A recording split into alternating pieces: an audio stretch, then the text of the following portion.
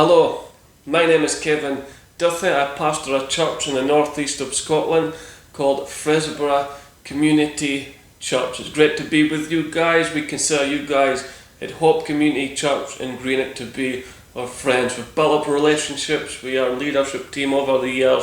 We love Fraser and Susan. Been praying for them a lot, especially recently. And he asked me just to give a 5-minute devotion for you guys. So I'm not going to waffle on too long. I'd love to tell you everything that's going on in Fraserburgh, but we'll keep that for another time. I love what you guys are doing and producing online as well. Hopefully this just gives you a bit of pondering and a bit of, just gives you Jesus really as you listen to this. I love your name, Hope Community Church, and what the whole world is going through.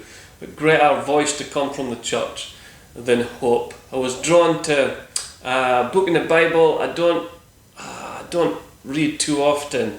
I often read the Gospels, I often read Romans and Galatians, but I started to read about 2-3 weeks ago. I sat down and read Lamentations.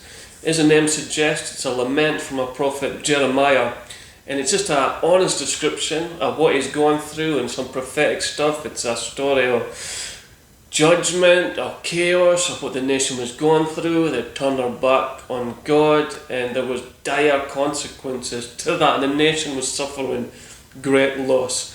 And he writes for the first few chapters just the consequences of all that. It's quite a depressing read.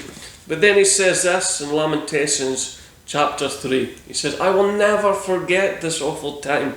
For all of us, as long as we live, or whoever God wills that time to be, we will never forget this time." He says, "I will never forget. I grieve over my loss." But then he says this, "But yet I still dare to hope. When I remember this, the faithful love of the Lord never ends." This is Jeremiah saying, in spite of all this, in spite of what the nation's going through, in spite of how I'm feeling, I dare to hope. And I just want to encourage us, dare to be a person of hope during this time. When we were younger on the school playground, we used to do dares. It used to get us in a lot of trouble and a lot of fun. Dare you to do this, we double dare you, triple dare you, no crosses. And it was just a call, just go and do it.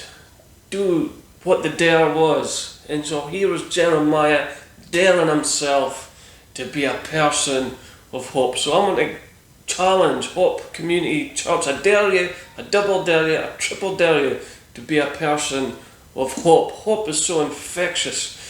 But what is hope? Just for I've got 2 minutes left. What is hope? Hope for me, it's not a fuzzy feeling in worship. It's not even an attitude. It's not pulling yourself together in a moment of madness and saying, right, I'm going to change my mind.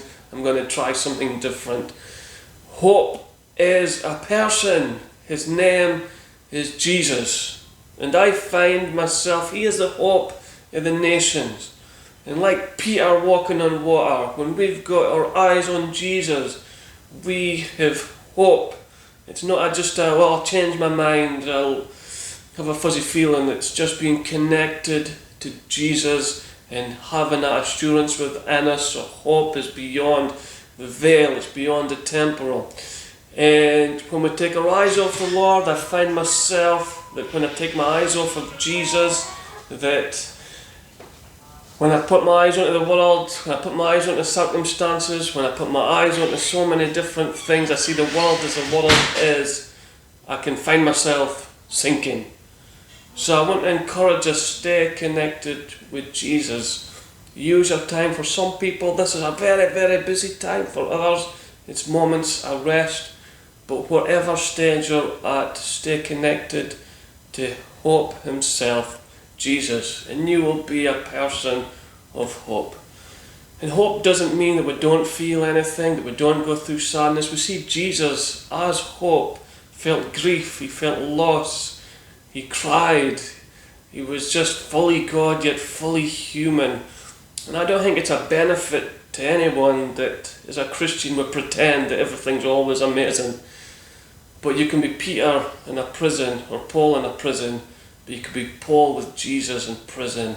And so even if you're trapped, feeling sad, you can have Jesus in the midst of your situation, finding hope in the darkest of places. So that is my just short thought. I would love to expand on that, but that's my 5 minutes. So I dare you to hope, double dare you, triple dare you, stay connected to the hope of the nations, Jesus Christ. Be honest about where you're at. Be a Christian, be human as well, be vulnerable, share with other people your thoughts. Hopefully that's encouraged you. God bless your Hope Community Church. We keep praying for you and praying that this spoke to you. I'm praying that you actually understood it, because somewhat maybe in dark. But that's me, more than 5 minutes. Thank you for listening. God bless.